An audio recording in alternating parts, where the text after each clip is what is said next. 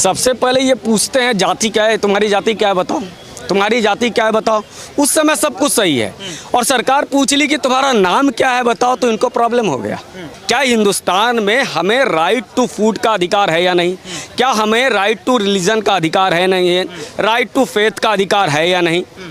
हिंदू सभ्यता में, हिंदू के कार्य प्रणाली में, हिंदू जीवन में शुद्धता का महत्व रखा जाता है। यहाँ तक कि छठ जब होता है हमारे यहाँ, तो हम गेहूँ में मटका टूल में आ जाए, कोई कण ना आ जाए, उसकी भी घर में सफाई करते हैं। यहाँ तक कि भोजन बनाने वाले को भी नहा करके भोजन बनाना पड़ता है, चाहे विवाह हो, चाहे संस्कार हो, मृत्यु के संस्कार हो, अंतिम संस्कार चल रहे हो, तब भी शुद्धता ही पहचान जहाँ पर हो। क्या हमें ये जानने का अधिकार नहीं है? और ये बार बार कह रहे थे जाति बताओ, जाति बताओ, हमने नाम पूछा, इन्हें दिक्कत क्या आ रही? और सुप्रीम कोर्ट से ये बात सबसे ज़्यादा हास्यास्पद लगता है कि सुप्रीम कोर्ट के जजों की नियुक्तियां किस आधार पर हो रही है। मैं सीधा आरोप लगाता हूँ, एक केस चला, एक पार्टी आके खड़ा हुआ, एक पार्टी आके खड़ा हुआ, उसने अपना पक्ष रखा। पहली बार देखा गया सुप्रीम कोर्ट में एक पक्ष खड़ा होता है और वो अपनी बात कहता है।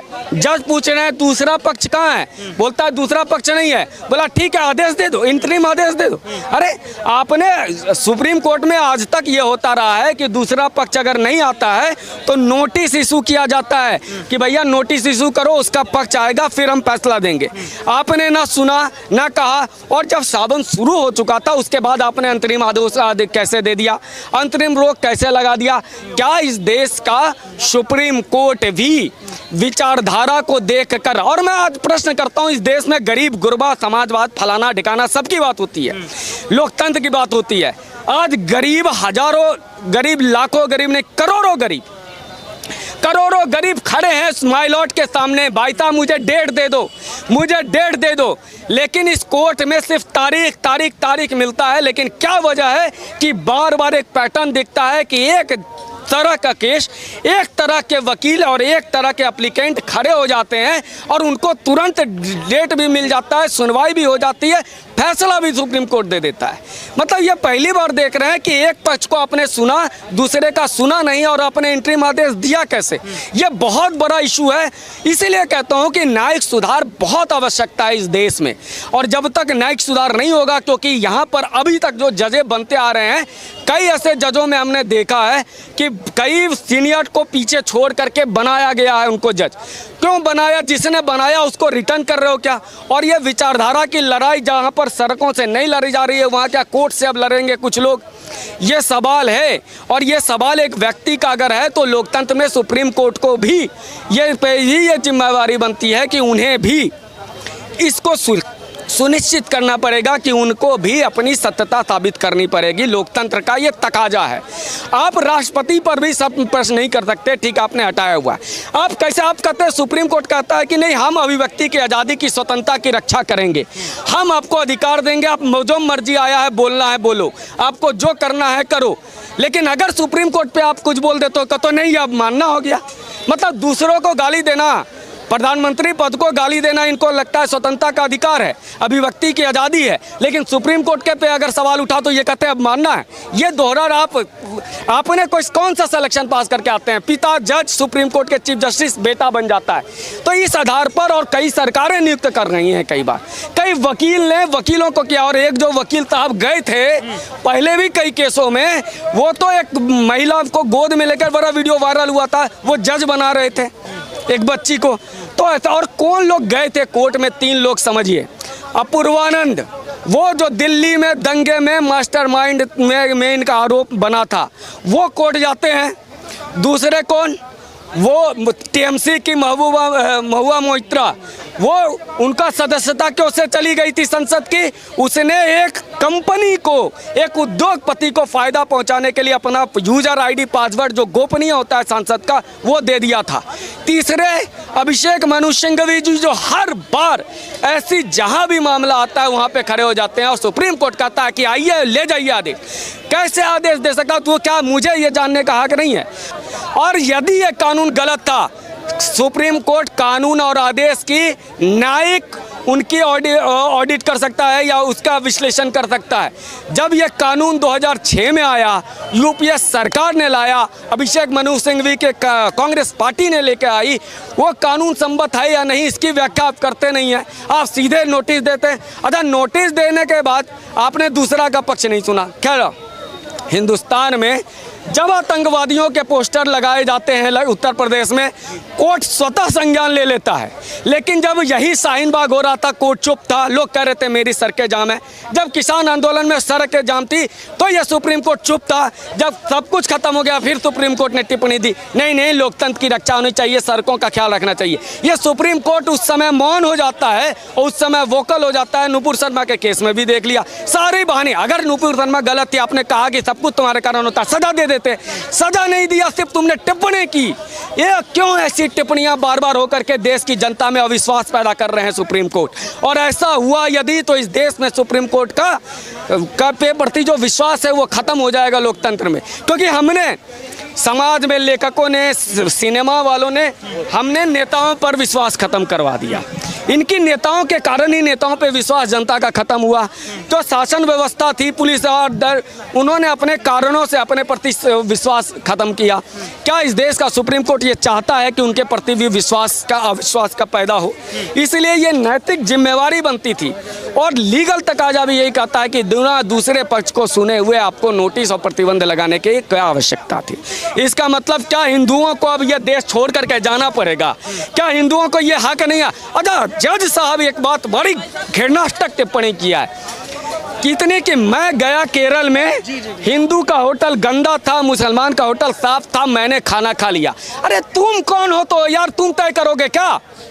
एक व्यक्ति तय करेगा कि मैं फलाने के यहाँ, मैं जयपाल के यहाँ खाना अच्छा लगता है तो मेरा ये व्यक्तिगत निर्णय ना। आप संवैधानिक पद पर बैठे हुए, आप सुप्रीम कोर्ट के जज, आप कैसे ये बातें टिप्पणियां कर सकते हैं? आप क्या बताना चाहते हो कि सब लोग जाओ मुस्लिम होटल या हिंदू होटल मत जाओ? ये समाज में जो विद्वेष फैला रहा था ये सुप्रीम कोर्ट के जज फैला रहे थे और ये कहने में कोई आपत्ति नहीं होनी चाहिए। अरे बहुत हो गया सामान्य, टैक्स के पैसा देता है हिंदुस्तान के बच्चे, न्याय के लिए लड़ रहे हैं हिंदुस्तानी, गरीब साला कोर्ट के सामने खड़ा है। ये जज सब गर्मी छुट्टी मनाएंगे, ये जज जाएंगे आलीशान बिल्डिंग में रहेंगे, जो मनमाना फैसला होगा ये सहेगा क्या लोकतंत्र? किस लोकतंत्र में ऐसा होता है कि बाप बेटा को जज बना रहा है, वकीलों का लॉबी वकील को, और ये इंट्रोडक्शन कराते थे अपने बच्चों को, ये देखो ये आने वाला जज है। ये मजाक चलेगा हिंदुस्तान में क्या? जब भी आतंकवादियों के रात में 4 बजे कोर्ट खुल जाता है और इतने लोग मरे रहते हैं। यही अभिमुक्तेश्वरानंद जो शंकराचार्य जिनको बताया जा रहा है कांग्रेसाचार्य को, इनको शंकराचार्य न बनाने पे 2022 से रोक लगा के रखा हुआ है सुप्रीम कोर्ट ने।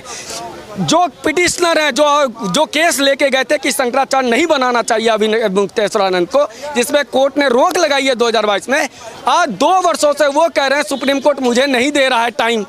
उस तरफ तो आप नहीं दे रहे हैं क्योंकि वो कांग्रेस की प्रवक्ता ही कर रहे हैं अभिमुक्तेश्वरानंद, इसीलिए आपको बड़ा मजा आ रहा है। आप 2 वर्षों से उसको कोई भी नहीं दे रहे हैं डेट। लेकिन दूसरी तरफ यहाँ पर आज पिटिशनर, आखिर अभिषेक मनु सिंघवी, कपिल सिब्बल के चेहरे में क्या है कि सुप्रीम कोर्ट तुरंत खड़ा हो जाता है सुनने को और एक तरफा सुन के आदेश दे देता है। प्रश्न जानने का विषय है, या मानना तला लोकतंत्र में टैक्स देगा जनता, कोर्ट के सामने खड़ा हम रहेंगे और ये कहेंगे हमारे हम मानना मत करो, कौन करेंगे? ये मजाक चल रहा है क्या? सुप्रीम कोर्ट के बहाने से इन लोगों ने क्या गंद फैला के रखा हुआ? कांग्रेस को जीवित रखने वाले अगर कोई पार्टी है तो यही। इसलिए मुझे समझ में नहीं आ रहा है कि आखिर इस ऐसे प्रतिबंध पर उत्तर प्रदेश सरकार एक बार में बोले, और मैं कहता हूं कि बोले उत्तराखंड, योगी आदित्यनाथ जी आज आपके भी हिंदुत्व की परीक्षा, एक लाइन में बोलो कि लॉ एंड ऑर्डर बिगड़ेगा तो क्या ये जस्टिस जाएंगे ठीक करने? पिछले बार मुजफ्फरनगर में जब झगड़ा हुआ तो क्या ये जस्टिस बचाने गए? नहीं, तो लॉ एंड ऑर्डर संभालना सरकार का दायित्व है। ममता बनर्जी ने नहीं मानी थी ना, मायावती जी ने नहीं मानी थी ना पार्क वाले मामले में। योगी आदित्यनाथ जी और धामी जी कह दे कि नहीं, लॉ एंड ऑर्डर हमारी संभालने की बात है, कोर्ट थोड़ी ना संभालने आएगा। झगड़ा हो जाएगा तो कोर्ट संभालने आएगा क्या? अगर कांवरिया जा रहे हैं, मारपीट हो जाए, कोर्ट संभालने आएगा क्या? और इनके आदेश का असर देखो, कल ही रामपुर में या उत्तर प्रदेश में कंवरियों पे हमला हो गया। मनोबल बढ़ा रहे हैं ये लोग। इसलिए मैं कहता हूँ योगी जी से, मैं कहता हूँ धामी जी से और मध्य प्रदेश के मुख्यमंत्री जी से, ठेंगे पे लो इनको और कहो कि लॉ एंड ऑर्डर संभालना सरकार की जिम्मेवारी है, आपके आदेश को नहीं मानेंगे। तो मतलब सरकार अध्यादेश ला सकती है इसको लेकर, अगर 26 तारीख को जो सुनवाई हो रही है तो क्या लग रहा है लाना चाहिए? अध्यादेश लाने की जरूरत नहीं, सीधा ऐसा कह दे कि लॉ एंड ऑर्डर की समस्या हमको संभालना है, हम ये चाहते हैं कि हम ये आदेश नहीं मानेंगे। लेकिन कुछ विपक्षी नेता हैं कह रहे हैं कि ये बांटने का काम कर रही है सरकार, हिंदू नेम प्लेट लगाने से भाईचारा खत्म होगा। मैंने तुम्हारा नाम पूछ लिया तो तुम्हें तकलीफ क्यों हुई? मैंने तुमसे पूछ लिया कि आपका नाम क्या, आप तो कह रहे थे बताओ जाति। और इनका जो घोषणा पत्र था कांग्रेस पार्टी का, ये क्या कह रहे थे कांग्रेस पार्टी वाले, हम अल्पसंख्यक विशेषकर मुसलमानों को संसाधनों में पहला अधिकार देंगे। पहला अधिकार किसी को मिल गया, पीछे जो रह गया उसमें विद्वेष नहीं फैला, विद्वेष तब भी फैला। इन्होंने कहा था हम खाने पीने की सुरक्षित करेंगे, हम अल्पसंख्यकों का पहनना खाना पीना संरक्षित करेंगे। इनके घोषणा पत्र में था ना कांग्रेस पार्टी के। जब ये खाने पीने को संरक्षित कर रहे थे अल्पसंख्यकों के, तो हिंदुओं के भी खाने पीने के संरक्षण की बात थी, तब कांग्रेस पार्टी को पीड़ा क्यों हो गई? इनके घोषणा पत्र में था ना। तो फिर यही बात अगर ये कह रहे हैं कि ठीक है तुम मुसलमानों का करना, हम हिंदुओं का करेंगे, और हिंदुओं का ही नहीं करेंगे, हम 1 महीना सिर्फ कांवरियों का करेंगे जो 5 करोड़ लोग हैं, सिर्फ उनके खाने का संरक्षण करेंगे, तो फिर कांग्रेस पार्टी को पीड़ा क्यों हो रही है? और इस देश में क्या सामाजिक इतना प्रेम भाव है तो दिल्ली में दंगे कैसे हो गए? सीए का